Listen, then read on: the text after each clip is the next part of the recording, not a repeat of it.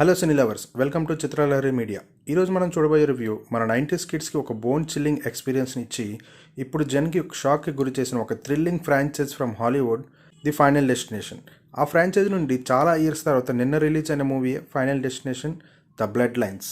I know it's a late review, but వర్క్లో పడి కొంచెం చూడడం లేట్ అయింది. ఇంకా లేట్ చేయకుండా రివ్యూలోకి వెళ్ళిపోదాం. ముందుగా కథ విషయానికి వస్తే మూవీ స్టార్ట్ అయ్యేది 50 years బ్యాక్ జరిగిన కథతో. మూవీలో one of the main lead అయిన ఐరిష్ అనే అమ్మాయి తన బాయ్ ఫ్రెండ్తో కలిసి సిటీలో ఆ రోజు ఓపెన్ అయిన వన్ ఆఫ్ ది బిగ్గెస్ట్ టవర్లో ఒక ఈవెంట్కి వెళ్తుంది. అక్కడ ఒక చిన్న ఇన్సిడెంట్ వల్ల ఆ టవర్ కూలిపోయి ఆ ఈవెంట్కి వచ్చిన వాళ్ళందరూ అతి దారుణంగా, చాలా ఘోరంగా చనిపోతారు. ఐరిష్ అనే అమ్మాయి కూడా ఆ యాక్సిడెంట్లో చనిపోతుంది. కట్ చేస్తే ఇదంతా మూవీలో ఇంకొక మెయిన్ లీడ్ అయిన స్టెఫీ అనే అమ్మాయికి వచ్చిన డ్రీమ్, అది కూడా ప్రెజెంట్ ఇయర్లో.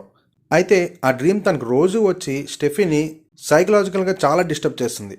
అసలు ఇదంతా ఎందుకు జరుగుతుందనే ప్రాసెస్లో ఐరిస్సే తన గ్రాండ్ మదర్ అనే విషయం స్టెఫీకి తెలుస్తుంది. ఇంతవరకు మనకు ఆల్రెడీ ట్రైలర్లో చూపించేశారు. అయితే అసలు ఆ ఇన్సిడెంట్ జరిగాక ఐరిస్ ఎలా ఇంకా బతికే ఉంది, ఇన్ని ఇయర్స్గా తన చావుని ఎలా తప్పించుకుంటుంది, ఇదంతా స్టెఫీకి ఎందుకు డ్రీమ్గా వస్తుంది, దానివల్ల తన ఫ్యామిలీకి పడ్డ ఎఫెక్ట్ని స్టెఫీ ఎలా ఫేస్ చేసింది, ఇవన్నీ మనం మూవీలో చూస్తాం. సో అసలు మనం పాస్ట్లో వచ్చిన ఫైనల్ డెస్టినేషన్ మూవీస్ చూస్తే అన్నిట్లో కూడా ఒక ప్యాటర్న్ అయితే ఉంటుంది. ఒక మెయిన్ లీడ్ ఉంటారు, వాళ్ళకి ఫ్యూచర్లో జరగబోయే యాక్సిడెంట్ గురించి కొన్ని క్షణాల ముందు ఒక గ్లిచ్లా రావడం, వెంటనే ఆ క్యారెక్టర్ ఎరెక్ట్ అయ్యి ఆ ప్లేస్లో ఉన్న వాళ్ళందరినీ యాక్సిడెంట్ నుంచి సేవ్ చేయడం, తర్వాత అలా సేవ్ అయిన వాళ్ళందరినీ డెత్ చాలా దారుణంగా వియర్డ్గా చంపడం. అంతే. లాస్ట్ 5 partsలో కూడా ఇదే ప్యాటర్న్లో ఉంటాయి. కానీ ఇన్ని ఇయర్స్ తర్వాత వచ్చిన ఈ బ్లడ్ లైన్స్ పార్ట్స్కి వచ్చేసరికి కొంచెం ఫ్రెష్ స్టోరీ రాసుకున్నారు. 50 years బ్యాక్ ఐరిష్కి జరిగిన ఇన్సిడెంట్కి 50 years తర్వాత తన గ్రాండ్ డాటర్ అయిన స్టెఫీకి ఎలా కనెక్ట్ చేశారనేది చాలా ఇంట్రెస్టింగ్ పాయింట్. ఈ ఫ్రాంచైజ్ చూసిన వాళ్ళకి తెలిసే ఉంటుంది, ఇందులో జరిగే యాక్సిడెంట్స్ కానీ, ఆ రియలిస్టిక్ ఇన్సిడెంట్స్ కానీ, ఆ విజువల్స్ కానీ చాలా డిస్టర్బింగ్గా ఉంటాయి కొంతమందికి. బట్ ప్రపంచంలో దీనికి చాలామంది ఫ్యాన్స్ ఉన్నారు because of its realistic visuals and scenes. But భయమేస్తుందని హర్రర్ సినిమాలు చూడడం మానేస్తామా? అదో బ్యాడ్ హ్యాబిట్. ఇది అంతే.